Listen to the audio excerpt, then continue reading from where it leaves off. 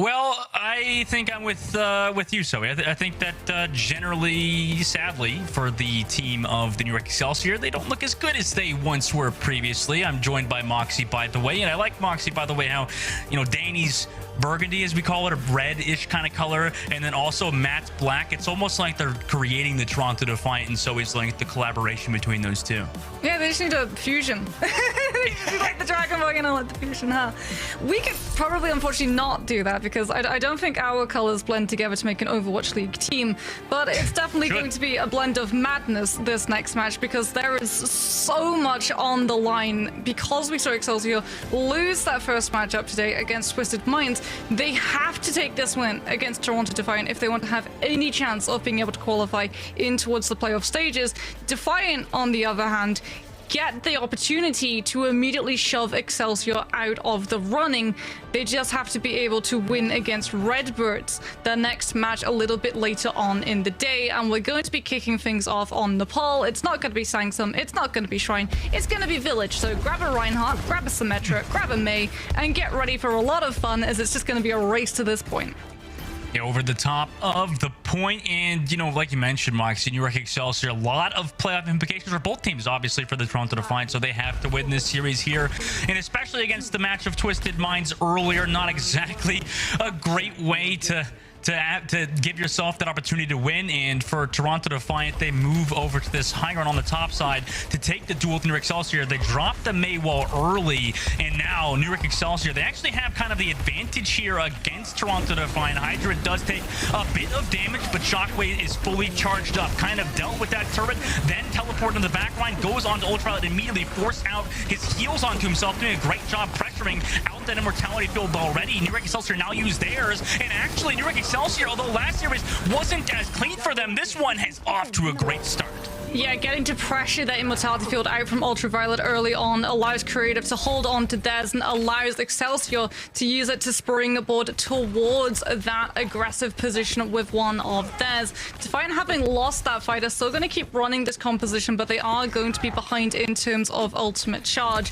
As Kellen is nearing towards that shadow, the fact that he was able to land those fire strikes onto the members of Defiant laid out in front of them has allowed him to have such a good head start as the Mei wall comes on through. Defiant have been able to use that to wall themselves towards that point, but a symmetric wall comes through from Shockwave, and Kellen with the safety, knowing that there's no potential for the counter shatter, brings the hammer down straight onto the members of Defiant. Only finds the lamp, however, as Kellen falls extremely low. No kills currently picked up as Ultraviolet with the amp looks to turn it around for Defiant.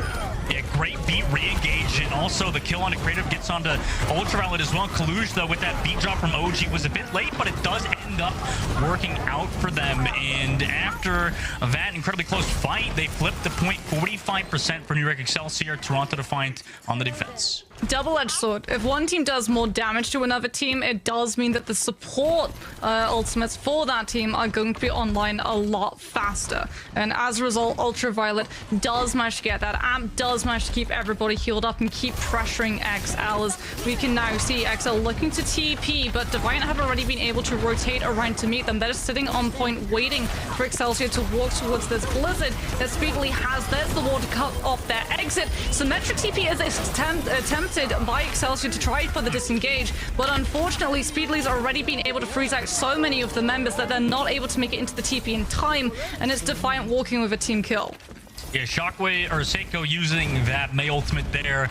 Maybe he thought they could win it, but unfortunately they end up losing it. And Hydron, I don't know, people made fun of me for how I pronounce his name. Hydron with that Symmetra ultimate. I mean, he has been so freaking amazing in general on Symmetra. It's going to be tough for New York Excelsior to come back through. They do boop out speedily, though. That was a great boop from left, but they do end up regrouping on this point. Both Mei walls are used. Kellen with that shatter versus Kaluj has none, so let's see if they can get a big shatter off.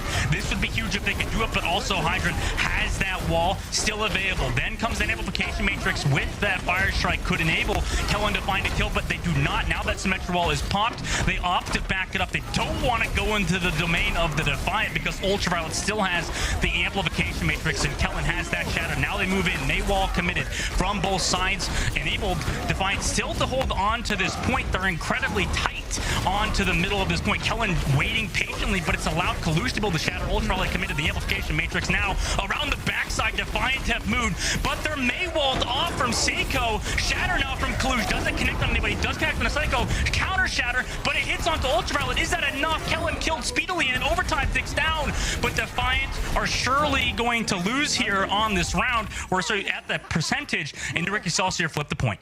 Yeah, however, Defiant, because they were able to stall that engagement from Excelsior so many times over, picked up 99% of the point, and they're sitting in control, not just of Pokeface to set speedily up to come in with the ice picks, but also they're going to have the sound barrier to try and push these members of Excelsior out of position. They're going straight for the point. There's the Symmetra TP, but Ultraviolet gets left behind in the rotation. Psycho takes the BAP down. OG sound barrier does not come through in time to save him, and as a result, Defiant now just have to disengage as quickly as possible, baiting the Symmetra ultimate out at least from Excelsior, but that's all they're going to be able to find. What an aggressive TP play. Maywall there from Shockwave, zoned out. I'm assuming that's right, Moxie, where that zoned out Ultraviolet so he couldn't get that beat drop. That's how he died so fast. And now York Excelsior, they're in a great position. 90% on the board. Have that May ultimate amplification matrix available speedily. Has been huge with his own TP available to fall back and forth towards this point. Toronto Defiant TP to the high ground. Amplification matrix into the Maywall. The May ultimate's used on both sides. Who gets more value here? Hydra frozen. Meanwhile, Excelsior, they have Shockwave frozen, but the sustain is there, and New York Excelsior are looking a lot better against the Toronto Defiant. They still have Hydra Hill. We've seen them be able to clutch previously, so it's not over just yet, but a beat drop into a Symmetra wall. The Shatter, though, from Kalush. Can they find the follow-up damage? Ultraviolet finds on the creative. Hydran's still here in this fight, but nobody can touch! Nobody freaking can touch! The Maywall from Psycho to stop them from being able to walk onto the point and keep overtime in play comes in at the perfect moment, and Excelsior are making this competitive. Dustin, we have a series on our hands because, oh my goodness, what Excelsior were able to do with this Maywall here. We can see the charge comes through from Kellen to push Kalush back. The ice block from Psycho to guarantee that he has that time to set the Maywall up perfectly to catch out all of the members of Defiant and wall them off at that point. It's literally the best way you can play the May, and Excelsior use it to be able to take Village and put themselves in the driving seat to pick up early momentum and put Defiant into a really tough spot. We did not expect Defiant to come into this series already one sub-map down. No, but now you got Seiko onto that Tracer instead of the May. I mean, I'm sure he's comfortable on it, but it's definitely maybe not to the level of... Yeah, see, look, Hydran already picked off Seiko on this backside. Obviously a fantastic May, but on Tracer, maybe needs a bit more time with this team to gel. Shockwave separated as well towards this health pack, and, you know, New York Excelsior, a bit of a rough start now on this round. I wouldn't say it needs time to gel, it's more needs space created by Kellen, because at the moment, Defiant sitting themselves up center of that point with Hydran at the helm, they can't really go for that dive, they can't commit, so as a result, the Tracer doesn't get to follow up with the one clip on the space that Winston provides. And Defiant are going to make it any easier for Excelsior to find that opening in this next engagement either. Toronto Defiant playing back, ready for the dive, and with Hydran just consistently pumping out that damage, Kellen has to use that bubble, but the nade is there to keep him nice and healthy, and the sleep dart as well on the Kalush. Great work from Creative onto that Anna. Really has been a standout player. Meanwhile, Pulse or High Noon available for Hydran. They re-engage with it. Do they find anything? No, they zone. Seiko on this backside, and Shockwave finds speedily on the front line, so maybe it doesn't really matter that Hydran sees Seiko on that back line because Kellen is there with the follow-up damage onto the point. Sure, Toronto Defiant are not going to use any ultimates here either. New York Excelsior flipped the point at 51%. Yeah, cost and nano boost, however, that is an ultimate Excelsior are more than happy to provide, as it allows Kellen to build towards that primal and be ahead in terms of primal charge in comparison to Kalush, who is not going to have primal in this next fight. Psycho does have a pulse bomb, so too does Speedily, but Ultraviolet and OG are both closer to the support ultimates to save a squishy if they do get stuck. Psycho looks for the high ground drop down, immediately goes for the off angle, tries to find the stick onto the members of Defiant, chased towards it, doesn't manage to find the kill. Speedily on the other side picks up lap and cancels the sound barrier. Oh no! Oh my god, poor Lep. Toronto Defiant, they're going to flip the point now, 36. I mean, was that just a too aggressive engage? Let's see that replay here, Moxie. How did he do this? Let's see, he goes back into this team, has the amp for his team, decides that, oh, he gets stuck by a magnetic grenade, or this pulse bomb, and gets the kill. Nice job from Speedily. Great sticky. Yeah, Lep unfortunately goes a little bit too high up in the sky off of that wall ride to try and bring the Sign Barrier down in time before the pulse bomb detonates as a high noon comes through from Shockwave, but that just limits his mobility. Speedily with the quick flanks on that Tracer will be able to take the Cassidy down and deny the Deadeye as Toronto Defiant look to try to regain control. Excelsior not getting any foot in the door until Kellen and Psycho with the dive are able to push this team to the brink. Kaluch having to use that primal to keep his health bar intact will be able to keep Kellen sequestered away from his backline, out of sight from Creative, and confirm the kill onto the tank. Point doesn't flip though because of Speedily to retouch that point. Overtime now ticks down. No tank on the side of New York Excelsior, but they flip the point somehow. They get off it for too long. Pulse bomb for Seiko. Does it connect? Yes, it does. It connects for cash gold. Ultraviolet goes down, but Speedily on the back line trades out Shockwave. Hydran dead to New York Excelsior's Kellen. Seiko also onto OG. So New York Excelsior not in a terrible spot after a really hard last fight. Speedily tosses out the pulse bomb to try to find something else. However, Kalush does find Left. And now Seiko in the 1v1 with Speedily. Speedily backs up out of there. New York Excelsior in control of this point still.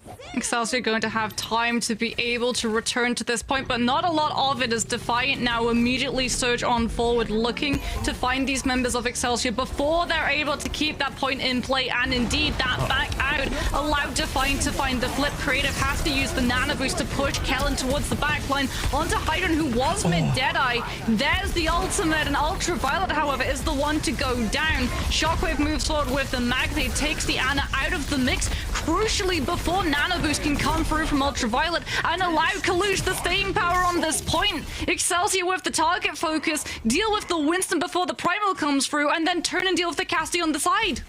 Right, and I like how you call that because now Toronto Defiant, yes, they're in a bit of a precarious situation, but with that nano boost, they'll build that Primal Rage. Kellen will have his own though, so 92% now, 93. Let's see if Toronto Defiant opt to go first with the nano boost. It looks like they do so with Deluge onto the backline, no Sleep Dart onto him, but the high noon from Shockwave to try to zone him back. The speed boost to find him something, but no value just yet. Does connect on the Speedily. A little bit of Seiko is dead. That's not good for the New York Excelsior. The point is now being flipped for Toronto Defiant. The pulse bomb is still available for Speedily. Does it connect onto that Winston? Yes, it does. So Kellen's Primal Rage not going to find the value he necessarily wants, although he does keep his life. Kaluj is slept into the back line, but it doesn't really matter because the beat from OG keeps them healthy. They flip the point and they win the round. We're going to round number 3. Yeah, Psycho goes down, and that's really unfortunate for Excelsior to deal with because they were relying on the threat that the Tracer and the Pulse Bomb that the Tracer already had charged up to keep Defiant from diving aggressively towards the backline so that Creative could keep that angle onto Kellen and keep the Winston healed up.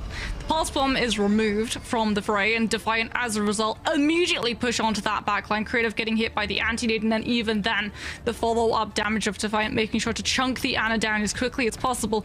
And Dustin, after the showing on Village, we said we had a series on our hands. We absolutely do. We get to see all 3 maps of Nepal, and this is going to signal a significant change in compositions once again. Excelsior going to be running Kellen on that Ramatra, Kaluj deciding to field instead the Sigma, and Speedily gets to flex the wings. He's going for a flight. He's going onto the Echo, something that Excelsior are sure to be expecting, but Kellen on this Ramatra is going to have a much harder time keeping the Echo pinned down, because everyone from Defiant is just dogpiling into the front line to allow the Echo that movement, not to worry about things like the zone hampering the off-angle Speedily is looking to set up.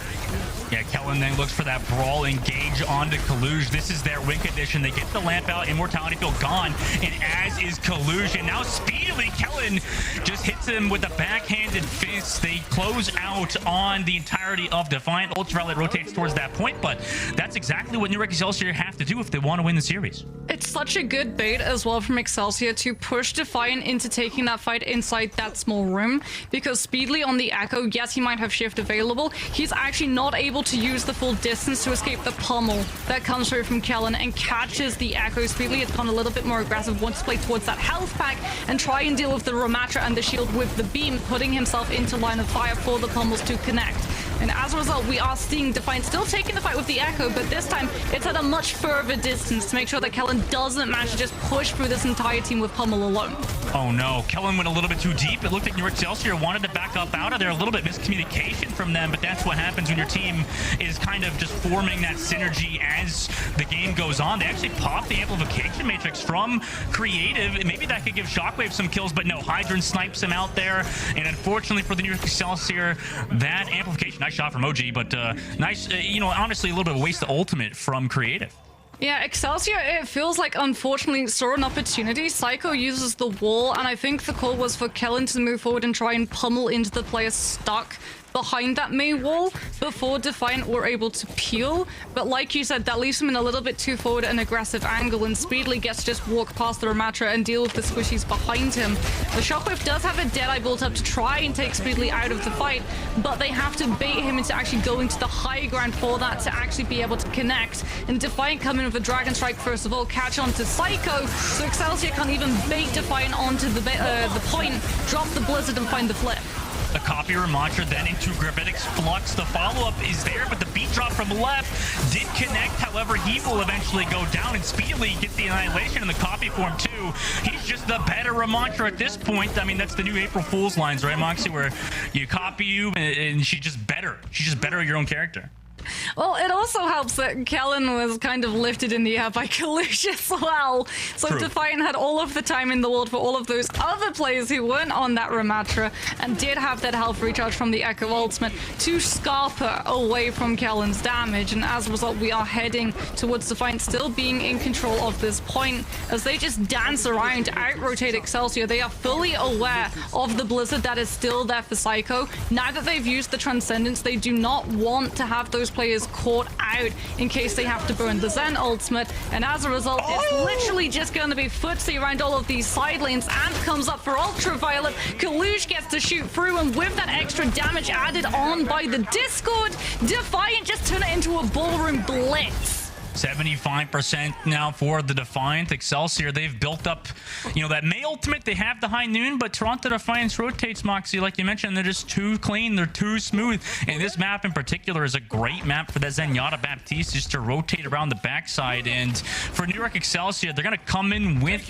those ultimates like we mentioned, but, you know, it's a wonder, how are they going to get onto Toronto Defiance backline when they're just so evasive? Maywall's not been able to catch out anybody. Amplification Matrix, though, from Creative, that could be the opening they need. Speedily is already out of this fight. The rotate comes through now into that form. Kellen goes forward, but he needs that lamp early from Creative. Again, they do flip that point, though. So New York Excelsior, they're building up some time, but Hydran from across the map hits that shot onto Creative, so no more Baptiste. Shockwave wants to play back, but he doesn't really have a lot of damage. The May ultimate, can he find the follow-through? No, he does not. Defiant now rotate towards this point. They don't have a tank. Shockwave, not sure what else you could do here, buddy.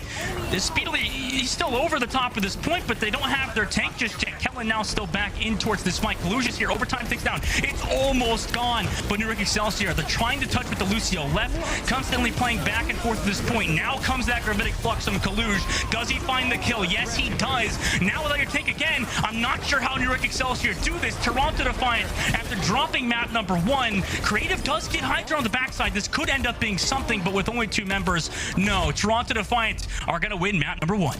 Yeah, Defiant get to just sit as well on that Sigma Flux. Excelsior were fully aware that they did not have the time to build up Sound Barrier to be able to deal with it. That was why we saw the swap come through from the map onto the Kiriko to try and use the Suzu to be able to cleanse the impact, but it actually comes out when Suzu is on cooldown. So even when your tank gets picked up, you're not able to cleanse and iframe the damage of that slam impact. And we talk about a lot of these DPS players. We really do argue about who is the most impactful in all of these teams. Hydran has been coming up time and time again, even though Speedily goes down to the Amp Matrix that comes through from Excelsior in the back corner.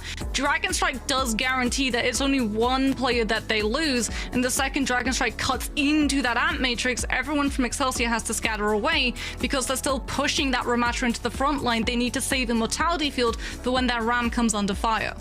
Defiant look amazing after losing that round number 1. We're going to that number 3, guys, so don't go anywhere. We'll be right back after a short break.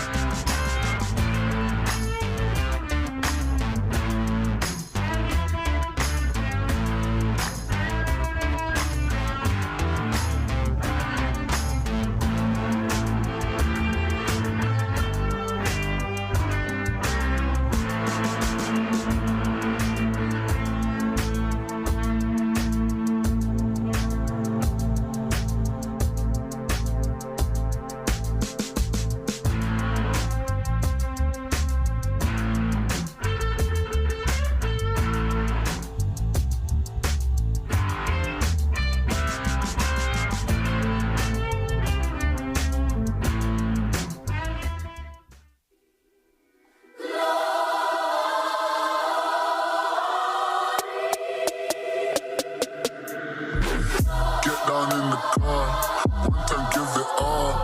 Bust it open hard, let me see you drop. Get down in the car, one time give it all. Bust it open hard, let me see you drop. Hustle, baby, hustle, but the Oh my.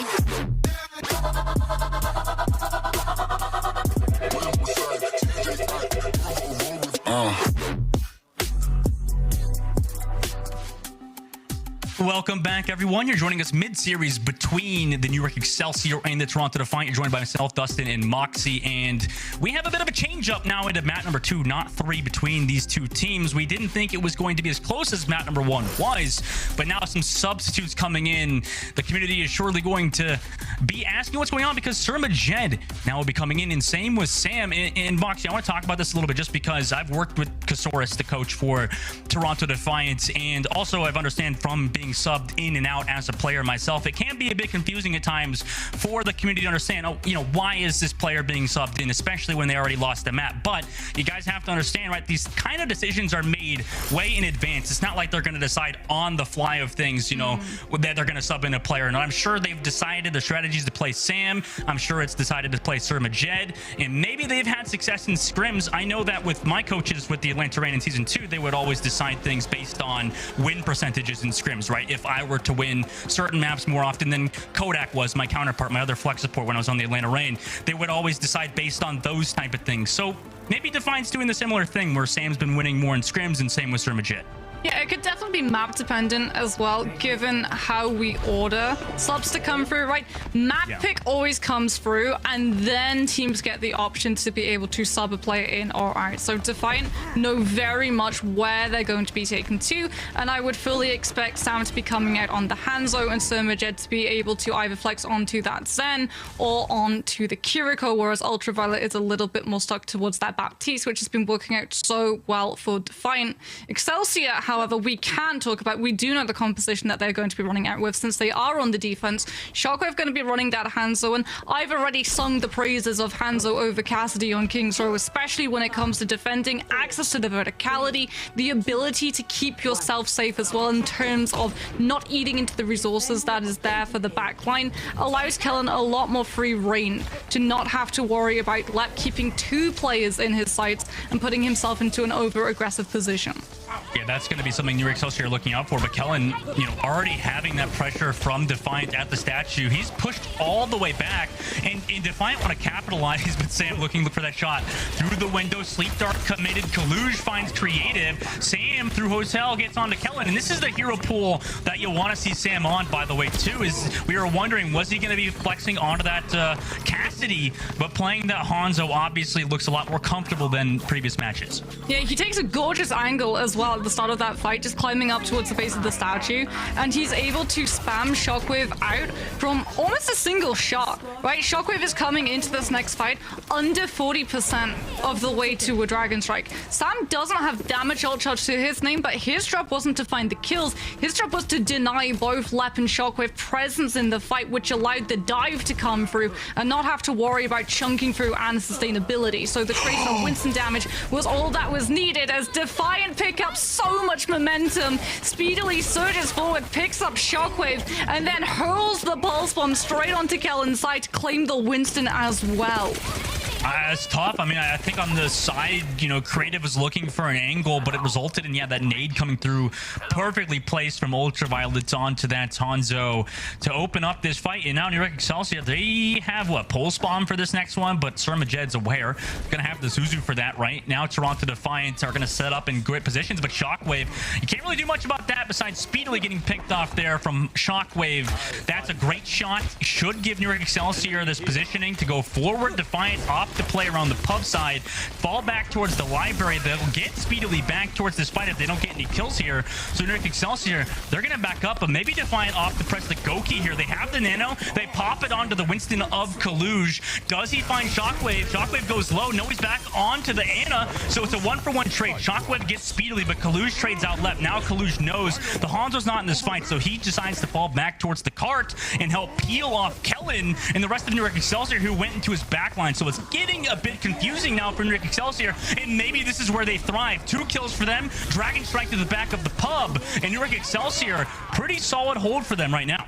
Yeah, Defiant going to have to rethink how they're going to be able to break through these chokes. They will still have a Dragon Strike, a Primal, and a Rush to try and force Excelsior back, but Excelsior have that positioning where Shockwave can just come in and find those picks. Already we're seeing Creative as well as Psycho just set up a little bit more aggressively, very similar to how we were seeing Izayaki in the previous series. Just hold themselves up, look to land a couple of those kunais, and if you do get pushed, you have teammates to be able to peel for you. You don't have to burn that Swift Step, as Creative has to actually use the Swift Step, will drop in immediately with that rush onto main, so Defiant can't actually punish the Kiriko for the cooldown being gone. Whoa, Kalush pops the Primal Rage, trades back Creative in that close library angle. He does get slept, but with Creative down, like you mentioned, I mean, now New York Excelsior out of position, 3 minutes left. You know, does New York Excelsior reset fast enough to get left back in this fight? They're surely going to get a recontest, but it's definitely going to be 4 versus 5. Yeah, Kellen is in position though, and he does have Primal. He doesn't have to wait for his Ana to build the Nano to be able to sustain him. And this is when the contest comes through. However, Surma Jet for Defiant was waiting with the rush to be able to land it onto the members of Excelsior once they were too deep onto the payload to be able to disengage successfully. Sam comes through with the Dragon Strike, having to invest the ultimate since the rush didn't find the initial value that Defiant were looking to pick up with. They should be able to turn the fight around, as Creative does find Sam. However, the Dragon Strike has done more than enough to sow descent into Excelsior's ranks. They haven't been able to form up for this dive to find these targets, but Defiant have been pushed all the way back. Note, however, Dustin, in the confusion, they did pick up the second checkpoint, so they will continue King's Row. Yeah, and that was partially off of the Dragon Strike there from Sam, which, by the way, swamps over to that Cassidy, so watch out for that pick on this point. 3 minutes and 40 seconds left. Kaluj already jumps this high ground. They have that nano play. You know, they've done it previously. New York Excelsior are aware of this, but they might be a little too scared because the card's getting free push this entire time. It's in a great spot, already shooting Shockwave off that high ground as Ultraviolet. Nano Boost still available. Now is probably going to pop because Shockwave is really going to go down here. Wait, no, he decides to pop the Primal Rage first. Onto that backline, maybe burn that Sleep Dart, but Kaluj, 2-man slam in the corner. Kellen finds Ultraviolet, but he's down all of his teammates. It's just Creative, who is surely going to Swift Step. Kaluj is aware of that, so he comes over to the Winston, drops to him. 3 minutes left. Toronto Defiant blazing fast time, but Shockwave, he's been the saving grace for New York Excelsior. Picked off Surma Jed. That could allow them that opening pick, as Kaluj is low on the inside, went a bit too far. And a bit of a throw there from Defiant. It looks like they could have fully capped out. Yeah, Collusion unfortunately goes down before the bubble can properly save the Winston's health bar, and Defiant are going to have to back on out. This time around, they don't have the nano boost already built up, nor do they have that primal for Colluge. And Sam going over to the cast, he does have a lot of control in dealing with Psycho and Kellen, but you don't have the ability to scale up onto those high grounds and oust Shockwave from having that chance of one-tapping one of your squishies and finishing a fight before it starts. Deadeye comes through, but Excelsior move forward with a bubble. Creative tried to actually push onto the casty with that rush, chunking him down before the Deadeye is able to be pulled, but it doesn't pan out that way, and Excelsior are without that support. They don't have the Kiriko, they don't have the cleanse. Speedily with the pulse one keeps everyone stuck inside that small room, and Defiant from main get to forge ahead with a rush of their own. What is Kellen saving Primal Rage for next map? Is that a glitch? It's like this. It says he has ultimate, right, Moxie? I'm not like going crazy here. Like, he could have Primal Raged against the Pulse Bomb. I mean, listen, I'm not the pro player here. Maybe his Q button is... Maybe, what if he bound, like, his ultimate to, like, P or something? So he couldn't press it, right? That's my headcanon now to give Kellen some slack here, because 1 minute 57 seconds, Moxie, that's a blazing fast time for Toronto Defiant. Okay, well, we'll give Kellen some slack. I want to give Khalid some praise, because every single time he pulls off a primal, he is able to find Creative. The first time, it is unfortunately Creative putting himself in that position by putting himself into Bookstore, and he just used the Swift Step as well. So Khalid knows the second he starts going for that juggle, he's going to be able to bounce that Kiriko like a ping pong ball against the walls, against the floor, against the monkey fists. But then we look at the second primal that comes through from Khalid, and he catches every single member of Excelsior inside the side lanes of Point C, preventing Shockwave from access to the high ground, but also making sure that you have all of those players just constantly taking the damage. Now we can see why that primal wasn't popped. Unfortunately, Callan tried to jump out of the bubble, thinking that that would be able to save him from the damage. It's not the pulse bomb that takes him down. It's a member of Defiant who see the Winston vulnerable and are able to track his progress. Okay. Well, let's see if York Excelsior can now come back against Toronto Defiant with Kellen maybe swapping over to that Ramacha, maybe a bit more comfortable on a hero that's a bit more brawly, because we've seen them do this on Ilios. You know, Shockwave onto that Cassidy, Kellen on the Ramacha. They like to just take these brawls, but Defiant, you know, they're just going to keep playing around and allow Sam to find those one shots. This is the worst composition as well for this Mei Ramatra brawl to try and fight into, because who are you going to isolate? The answer is not a lot of anything, as they are going to try and push onto Kalush, but Kalush with the Winston is just able to jump back towards the high ground and provides Ultraviolet so much sustainability and charge for that Nano. Lep, however, finds the pick onto Speedly. Once again, this Lucio standing out, coming in clutch for Excelsior to open up the fight, as without that Lucio, they can push onto the Ana, knowing the disengagement tool is not available, and Defiant will lose point A off of Lep getting to play aggressive. With this composition, with this brawly composition, it's definitely the idea of, you know, let the other team make mistakes. They want to rotate towards that point. Yeah, they couldn't lock anybody down, which was a bit... It's going to always be hard for York Excelsior besides that point, right? They're just going to let Defiant mess up, and Lep took advantage, took out Speedily, and, you know, forced that swap onto the Echo he's on now. And Surma Jet immediately going to actually go towards that Zenyatta as well, so they're prioritizing the Discord. They know that Kellen isn't going to have that shield online as often as something like a Reinhardt, so you don't even really need the shield break to come through from Sam. You're just looking to be that glass cannon and chunk in the damage with Speedily, looking for those kills over the top when the Winston decides to dive on through. Kellen provides creative that avenue to build up amp matrixes. Defiant are playing a pretty mobile composition. They will be able to disengage nice and cleanly without needing something like the Maywall to be able to buy themselves the seconds to be able to pull it off. But Speedily goes down, creative on the Baptiste is as good as a hit scan, and as a result, the Echo's position is going to be checked and brutally put into perspective, as Kalush does have the primal. He's being hounded down by Excelsior and Bookshop, and he uses it. This time around, however, he doesn't find a Kiriko, he finds a Mayblock instead, and has to settle for the commiseration prize, which is a chew toy in the form of Kellen on Ram. Well, he does find him, though, right? He did kill him, but yeah, that was a great push there from York Excelsior. They have 4 ultimates now. Defiant, like you mentioned, popped everything. They popped the Inhibus, Primal Rage, Dragon Strike, and couldn't come out with the victory. Speedily going to come back with that copy. Surma Jet here with the Transcendent, so they can take this fight on second point, but let's see if they opt to. Speedily goes over to that top angle. New York Excelsior now have Kellen back in this fight. They have that ultimate for Kellen to go aggressive, but they come left. They see Surma Jet. They wall him up before he can get the trance. That was a perfectly timed engagement. Has the immortality field to stay nice and healthy as well, and that might be enough. A Shockwave anti-grenaded from Ultraviolet. Speedily there with the follow-up, and although they lost so many members, you can't count out Speedily on the Echo, just giving them the fight win by being alive. Oh my goodness, Speedily with the absolute clutch play and kills that Defiant needed. Like you said, Excelsior are playing a composition which is all around letting the other team make mistakes. And Surma Jet trying to play that off angle, making sure he doesn't get caught in Psycho's Blizzard, instead isolates himself voluntarily from the rest of his team, leaving him vulnerable when that Maywall blocks off his exit. He's still going to be able to survive this push, however, as Sam catches creative. The Hanzo coming in clutch this time around as Defiant push Excelsior to the brink of choke yet again. It's always the worst too, actually, as Baptiste to walk all the way back. Yes, you got that taxi from the Lucio to come back in this fight, but it's always it just feels bad to just walk all the way back as Baptiste. He's too slow. But in the meantime, New York Excelsior now towards this main. They got to keep watching out for Sam on Hanzo, because he's been starting to come online, hitting these shots. Look, they're so scared. Shockwave and Creative playing back because they don't want to get shot by Sam, who comes back for Lep, by the way, who has been amazing on Lucio, constantly doing these 360s and avoiding the shots from the other team and just consistently being a pest to the Toronto Defiant. And they've actually committed the copy.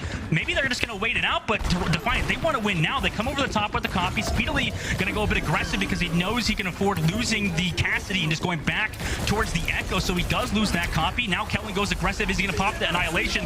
Left gets slept. So that's an amazing sleep dart from Ultraviolet into the Dragon Strike, but the Immortality Field keeps him healthy so he can pop the beat drop, but still Creative goes down to Kalush, who is popping that Primalation in a second, but with the Nano Boost finds two. Seiko with the Mail did get Ultraviolet on the other side, and Kellen is still healthy here, has decided not to use his ultimate just yet, and he's going to have to back out of there. So Toronto Defiant, after a Transcendence, pretty solid hold for them. The good news, however, for Excelsior, despite committing so many ultimates, they were able to bait Majet into throwing in Transcendence, and Kellen held on to Annihilation. The bad news for Excelsior, there's two aspects, there's two angles. Kalush holds on to Primal, so he can literally sacrifice that to juggle Kellen away from the rest of his team, using the Winston's extra health bar to be able to chunk through the damage that Annihilation provides. And Excelsior used all of the ultimates that they had available, barring Annihilation. If Annihilation fails, they have no time left to be able to wrangle together or push the Bulls' ultimates once again. And they know this. They're taking the longer rotation to make sure that Sam doesn't manage to find the one tap and immediately shut this push down before it can really find the momentum that is looking to pick up. Kalush has been isolated away. The zone actually holds them in position for the Ramatra to come through, but the Primal is there. He will be able to survive and jump out from the damage, but he can't use the ultimate to back Kellen away. The good news is that Kellen was so focused on using Annihilation to take down Kalush, no one else from Defiant was there in the area to keep Annihilation going. But Seiko does get Majet, but the anti-grenade again speedily with the follow. 3K for him so far. Now on to left, but he's been so good on this Lucio. Speedily does fall to him. York Excelsior going to have to reset here now, Moxie, but they don't have a lot of ultimates. In Shockwave, after we just built High Noon, he swaps to Sombra. Kellen's onto the Winston.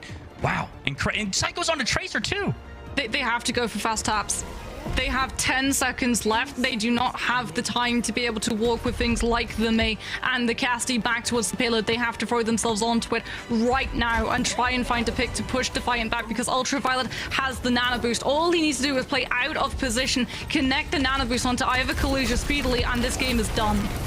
Yeah, they go aggressive now. Lamp Force Creative does actually peel off speedily, but the copy comes through onto the Baptiste, throws the Immortality Field, disrupts this backline who is still playing around the application magic. Kalush with the Nano Boost goes deep and finds Kellen. Now Shockwave with the Dragon Strike from Sam in Toronto Defiant. It was a bit interesting that York Excelsior had a bit of a rough game with Twisted Minds, and now Toronto Defiant are going to win 2-0 over the New York Excelsior. Yeah, that last fight, it's not a fight. It's a game of keep away on Toronto's side. You can see them just throwing those ultimates in, immediately occupying Excelsior's attention so that they can't wrangle together that full team push on towards the payload. The Immortality Field gets invested away from the payload towards main and bookshop, and as a result, once again, Defiant with the ultimates already built up, just get to overpower Excelsior, who were in the really uncomfortable position of having to swap up a composition entirely to go for those mobile heroes that could better hold on to the payload, sacrificing ult charge as a result and lowering that firepower, not allowing them to claw back that neutral as Defiant just hold their ground. Toronto Defiant. So let's see how they can do in the rest of the tournament. I mean, let's see if they can even... I think they're qualified for the playoffs. Don't quote me on that, potentially, but our player of the match will be Kalush. And for the Toronto Defiant, that was a great victory for them. And for Kalush, fantastic game on the Winston. Showed a little bit of flexibility as well onto the Sigma. Kind of displayed every tank to a solid degree. Yeah, we talked about this, right? Countering the Ramatra by just holding him in place with those Sigma fluxes, the juggles on the Winston with the primals. Here, especially where he's able to isolate out the members of Excelsior and just catch them against the wall, pushing onto both Lep and Psycho before they can really save themselves and allow Kellen that chance to be able to hold his ground against the dive that comes through. Just allowed this team to pick up so much momentum and burn through King's Row so quickly that unfortunately for Excelsior, even if they'd been able to full push through B, with the time bank that they had available after how slow it took for them to be able to break through choke, I still don't think they would have been able to walk away the winner. I don't think so either. And, Kalush, by the way, look at those stats. 8.1 thousand damage per 10, also only 3.8 deaths. So, this NA tank, this American tank, kind of figuring things out. Maybe he'll be the World Cup main tank for Team USA. So we'll have to wait and see for that one. But in the meantime, for the Toronto Defiant, this is the player they have have to play around for them. And, you know, for us, Moxie, I think it's been an incredible time watching them kind of develop, and we still have some more matches for you guys as well later on. So that incredible close matchup between Toronto Defiant, we'll see them, by the way, we'll see Defiant later against Redbirds before we get to see them qualify for the playoffs. So don't miss that one, guys. We'll be going to a short break. When we come back, we'll have a new set of casters in the desk.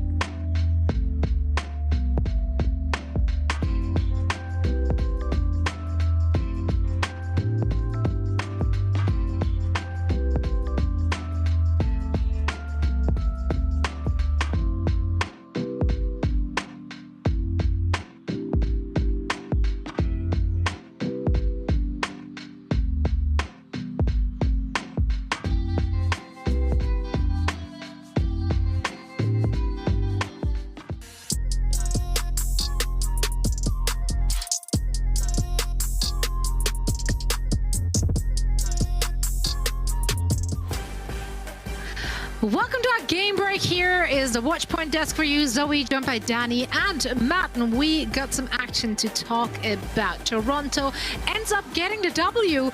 However, New York did show up to this one for sure. They did make it a lot closer than we would have expected heading into that, and that was just solely based on the performance we've seen of them earlier today, which was lackluster, if we want to be nice about it. Now let's dive into this. I mean, map one, honestly very close. New York looked really good. They did a much different look than they did in the previous series we saw them today. I think it's probably just because you're going up against a team that's playing the same type of things. This was a really nice stick here from Speedily as Lev got actually, he just kind of boosted all the way up in the sky there on Lucia going for the sound barrier. But maybe it was because it's a little bit of a easier style of play to deal with, or something that they actually see way more often dealing with what Toronto Defiant was playing. Because if you remember, Twisted Minds likes to play some interesting stuff with the Pharah. Right. And talking about Toronto Defiant, I've been very impressed by Kluge. I mean, especially on his Winston. I think he definitely like made the game easier for the team. And also, you know, we've been talking about how, you know, Kluge, is he gonna, as a sole tank for Toronto Defiant, is it gonna be enough? And I think he's been doing a fantastic job as a sole tank for Toronto Defiant. I mean, but we've seen it on, I think he was playing a little bit of Ryan. His Sigma has been solid. His Winston was really good too. So I'm really excited for this new Toronto Defiant team. I think so are we all, and they really put themselves in a great position there on King's Road, that they forced compositional changes out of New York, which put them in a really uncomfortable spot, and Toronto ends up taking that victory. Now we do have a winner's interview ready for all of you, so please welcome to our virtual desk Kaluj joining us. Kaluj, big congratulations on the victory. Thank you so much for joining. Thank you. You are most welcome. Well, let's talk shop. Looking at the match against New York Excelsior, did you take some notes off of their earlier game? Did you adjust your game plan based on what you saw from them earlier? We didn't really adjust anything. The only thing that we were like really getting ready for was the ramp comp, because we saw them pull it up. So, I mean, that's pretty much it. You know, they kind of looked out in the ball. I shattered 4, but we see 9. So I'm going to put that one on my teammates, because I got pinned off the point. You know, I did my job. It do be like that, man. It do be like that. They just got sometimes. lucky. It should have been a 2-0. That's all right, though. Gotta give them something. All right. Kaluj, I actually have 2 questions. First one, do you still believe yourself to be the best Sigma in the league? Oh, absolutely. That Max guy is a flop. Absolutely. So I think Nice. I'm the best Sig. Yeah. All right, my second question. Nobody holds a candle. My second question for you is, I talked to Speedly last time, and he said that he's been working on his tracer, and like he wants to become the best tracer for this season. Is there like a specific, yo Sam, what's up? Is there a specific hero that you've been putting a lot of time into, and like that you sort of want to become the greatest at? Probably ball. Other than Sigma. I've been working on the ball mechanics. Ball? I think I have the best ball in the league currently. I have like a very interesting play style. So once ball is meta, you'll see it come out. All right. Get to see it. Okay. Eventually, in time, record ball always becomes a problem. So you guys are really close to qualifying for the playoffs here in the Pro-Am. Curious if you saw any of the games last weekend. Is there somebody you'd really love to go against that you saw play? Probably Boston and Atlanta. I feel like Atlanta is really like one of the better teams right now with the ramp comp. They don't play the Winston everywhere, and I feel like they're really strong, and they play around lip like really well. So Will be a great match to see. Absolutely. Kaluj, we took up a lot of your time already, so we go let you go and celebrate for now. I know you and your team will be eager to watch the Houston hopefully take the W, because that means that you guys are into the bracket play. Once again, thank you so much for taking the time. Thank you. See ya. Thank you. Always great to hear it from Kaluj. Best ball in the league, self-proclaimed for now. Sigma and ball. Yeah, lots of bests. We love to hear that. Love to see that very soon as well. Let's see, maybe they bust it out during the bracket play next weekend. For now, let's move on to our next match, though. Houston Outlaws will be facing off against Redbird Esports. And as I said already at the end of that interview, Toronto Defiant will be cheering on the Houston Outlaws, because if the Outlaws take the W here, that means that Toronto Defiant will come second in the group and make it out of the group stages. So far, Outlaws, they've been looking pretty unstoppable. we don't talk about that Farah mishap though. Control as you did. Honestly, if they win, I kind of want to get Pelican for the interview and ask him, yo, did you actually think that you're gonna win the Farah duel? But I mean, just this is another great team. They're just like Boston Uprising or Atlanta Reign. They just have so many superstars on each roster, and their backline as well. Like the Shu and Violet backline is just another crazy backline. So I know that Redbird Esports, they are 0-2, so they definitely do need a win. It is going to be a tough fight. Yeah, this would not be the team I would want to play against if I needed a win. I feel like it is a really tough go here for Redbird Esports, where, yeah, I mean, look at that Outlaws roster. I mean, think about like some of the previous Outlaws rosters we've seen in previous seasons. Like clearly they're going for it, trying to win it all this year. But for Redbird, look, you had a few matches moved. That's obviously got to mess with your flow a little bit. But you come in here, you can definitely play spoiler to Toronto Defiant. Yeah, and we did see some bright spots for sure. I mean, Vision really popped off on that McCree in their match yesterday. It was really cool to see it all coming together. So they do have the firepower. Now, of course, it is going to come down to what Houston Outlaws going to show up today. Are they going to have fun with it again? Getting unlucky, as you called it. Or are they just going to steamroll ahead to try and take it? Let's look at our predictions. I think this should be looking green across the board.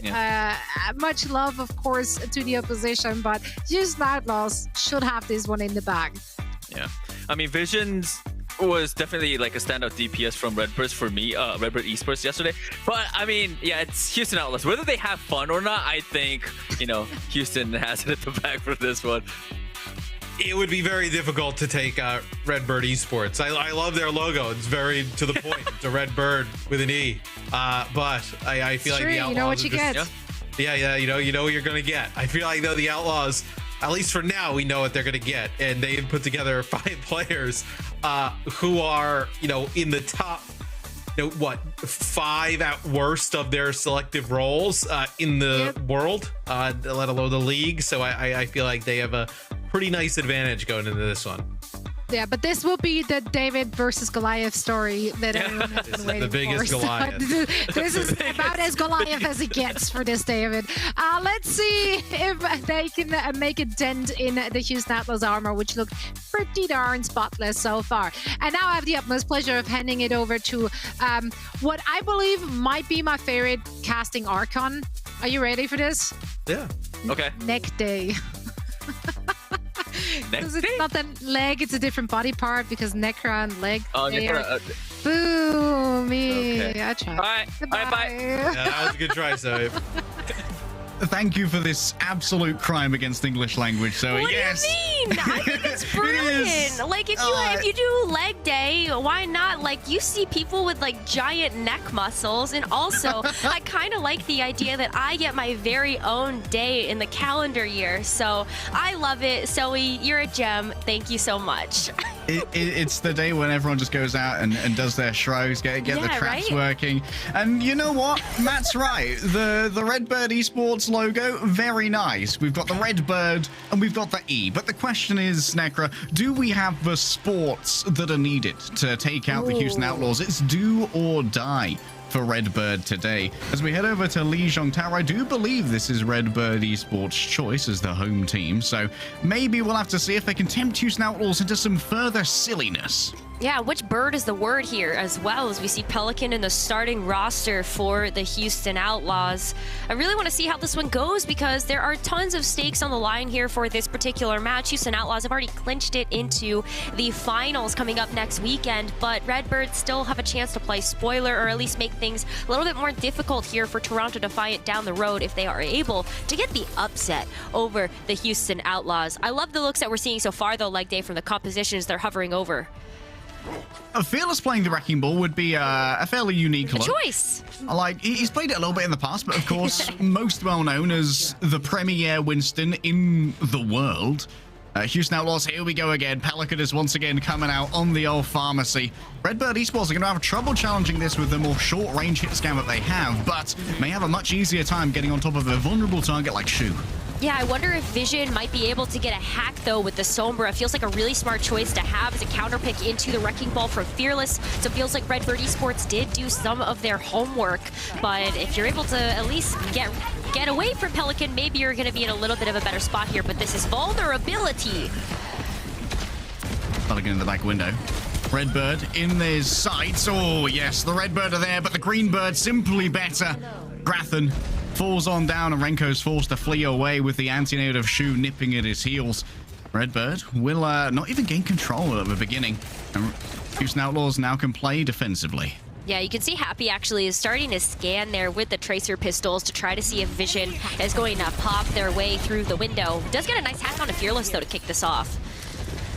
I'd love to see Vision here try and control the health pack to give lesser options to Shu and continually tax Violet's ability to come and play Mercy between those healing targets. Gig's already super low. A well-played Suzu's going to be able to save him. And nice! Good discipline there from Vision. Not to use for Translocate and knows exactly where his little feetsies are going to grip onto the side of Lijiang Tower. But Deco falling down first means the pace of Redbird is going to be slowed on down without that speed. Gig continuously knocking at the door of death. However, the Reaper not to be claimed until Happy moves on in with a sticky. Gig blown apart in a huge crime against animal kind, and Happy's going to be able to clean up the rest as well.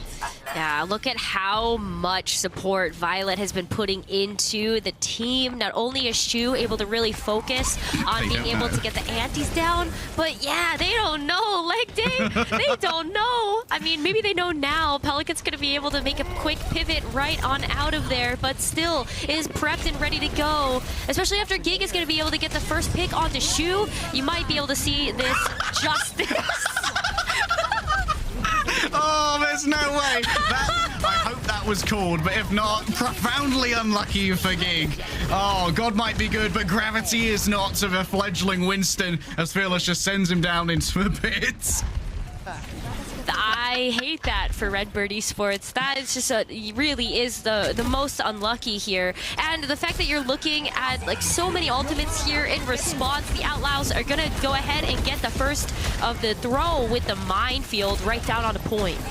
Pelican nanoed. Flight is overrated. I'm playing the ground Farah now, baby.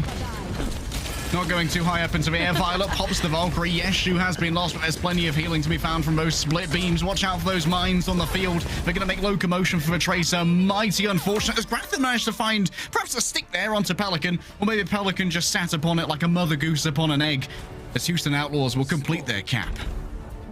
That was a really nice effort, though, from Redbird Esports. You could tell the thought process that they were going for, running out with the composition that they had. The Tracer and the Sombra working really well in tandem there with the dives initiated by Gig's Winston. Unfortunately, with the Wrecking Ball choice there from the Houston Outlaws, there just wasn't quite enough time there for Redbird Esports to really get set up and try to beat Houston Outlaws to the punch. Wrecking Ball is just a little bit too fast to really enable that kind of speed and that kind of aggression that Redbird Esports would have loved to have. So we're seeing a pretty big swap up here when it comes to the compositions that Redbird Esports and even Houston Outlaws are going to be running out of comp with.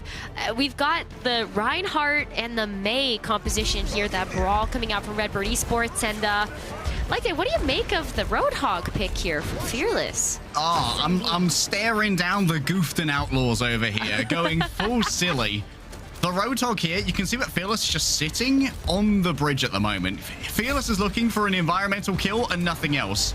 Yeah. He's a little bit of trolling in the lobby, but it's okay. He wants a Pachamari. That's what he really wants right there, is the Hookamari.